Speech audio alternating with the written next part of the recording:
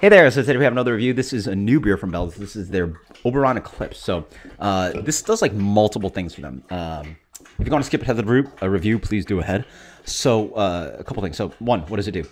Oberon's sort of a seasonal, so it is like a summer-ish kind of seasonal. This is the rest of the year, so I think it's like, half the year they'll produce Oberon, half the year they can have Oberon Eclipse available. So you're producing another beer. I guess with that is that you're reinforcing the Oberon brand. I think that's a big thing in the trend of the industry, especially with the big name, the VR, the Voodoo Ranger. Everyone's trying to figure out in the craft beer industry, how do we make something like Voodoo Ranger, which is crushing the sales?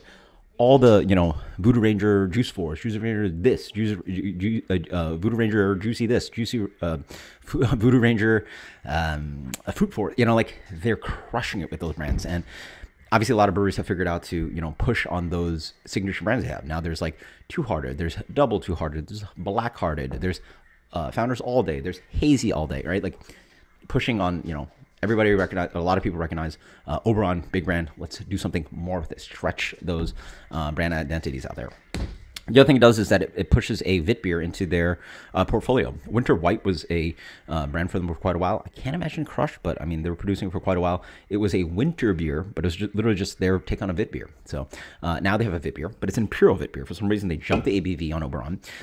They put it from like 5-something to 6.3, and then it's like coriander, citrus peel. So it's like an Imperial Vit beer. I think part of that also, so I guess like multiple things that it does, it pushes up the ABV, and a lot of people are now getting more ABV sensitive. Part of the reason that Voodoo Imperial Ranger crushes so much and the Fruit Force brands crush so much is that they're like over 8%. Voodoo Ranger Imperial is like 9.95. You're really like, giving the consumer an ability to buy something at like $12 a six-pack. Would you buy something that's 5%, 6%, or do you want 9, right? Are you going to buy something that's like maybe like a smaller beer at 4 or 5%? You want 6, right? So like it reinforces that kind of like people are price sensitive, price and alcohol sensitive. So pretty interesting. And then the crazy thing is actually they don't like, if I was them and I saw that, like, I don't know why they brewed it to 6% as a Vit beer. Traditionally it's like 4 to 5, about 4 to 5%. You put it like right here, somewhere big, right? You can't really see that it's 6% until it's here. So orange coriander wheat ale. Yeah, I think it's this guy. Let's see what an Imperial Vit beer tastes like. And the other thing is obviously Oberon Eclipse. So I read the copy on this, and it's a darker beer. So it's a dark Vit beer. I don't know how they got it this dark, which is very strange because Bell's Oberon to me is pretty much it's listed under BJCP as American wheat beer, but it to me is really just an American pale ale. It's not classic like a Sierra Nevada pale ale without crystal malt in it, but it's really like a neoclassical. It's like pale, hoppy for days, bitter, very hoppy beer. So they've somehow made a Imperial dark Vit beer. Well, it's not dark like Dunkelweiss is pretty dark.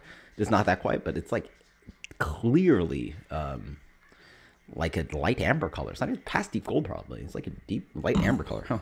So it's an amber Imperial Vit beer. All right, let's dig into the guy. Oh, smells pretty nice. A little bit perfumey, definitely a little bit of that citrus. I feel like the malts is coming in here. I mean, then again, color and perception on those. It smells a little sweet, almost like clementines, tangerines, not as bright as like orange peel. Yeah.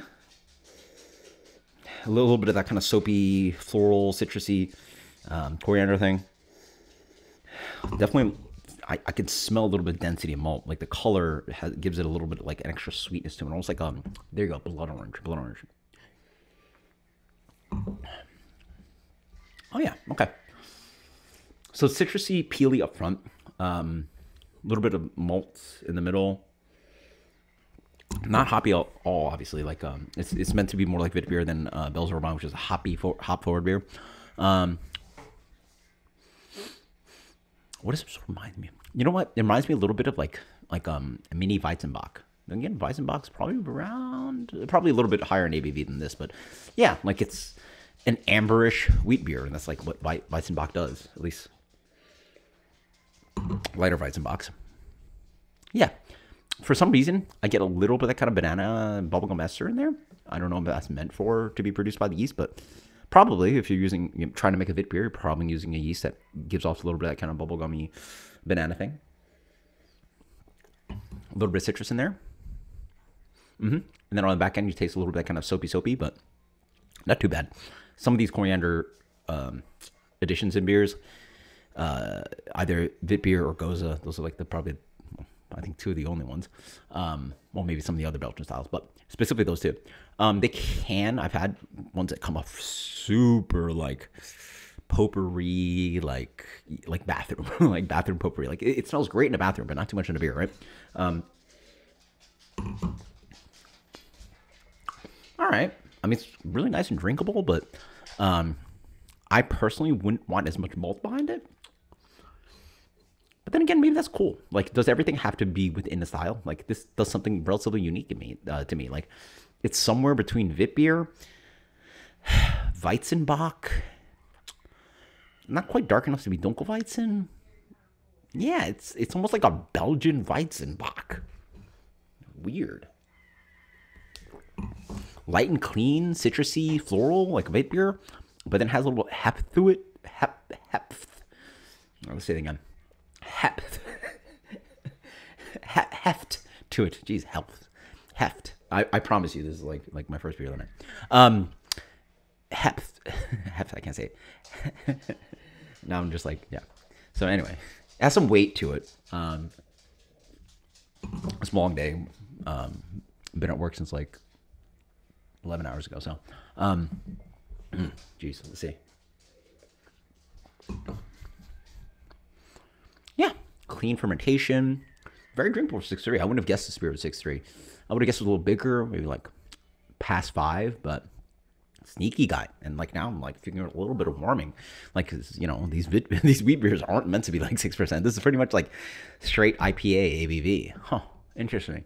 So the one that's hoppy is like sort of like a hoppy pale ale, and the one that's big at like 6% at IPA range is not hoppy at all, and more like a Witbier. I feel like they flipped the two. You know, if Bell's Oberon was a hoppy beer at 6.3, it'd make more sense, and then Oberon Eclipse was a beer at like 5 something, it'd be more like a Witbier. But they've done the flop. Bro, you guys got me. Despite branding, all these other things, it is a tasty beer. I want to go crazy for it. Like, you know, for me, like, I feel like I want. Okay, so we went both ways, right? We went Witbier and Weizenbock. Call those. Witbier, I want more citrusy, more snappy, more light, more doughy. Like, it makes it refreshing. So I go one way. So not doing that. And then Weizenbock, which actually is pretty fun style. I want more flavor. To me, last time I don't remember the last time I reviewed Vitus, but when I did review Vitus years ago, I actually associated a little bit with like a hazy IPA, elevated alcohol, creamy mouthfeel, wheat, and then has all these like intense esters that sort of like are very fruity, and they're obviously not American hop fruity, right? Like these esters are like calling on like banana, bubblegum, banana bread, right? Like, you know, like these are like the classic kind of wheat beer, kind of like fruity esters. But they could sort of like mimic like the fruitiness of American hops, which would be like orange, mangoes, pineapples, clementines, passion fruit, blah, blah, blah, right? Like, you know, so like you get a big, fluffy, wheated, fruity beer, sort of associated with the hazy IPA, right? This doesn't do that. It doesn't have the esters and the mouthfeel and the carbonation, the fluffiness of Weizenbock. So sort of like, don't do the best of two worlds, and then you combine the two, right? But the beer's still good.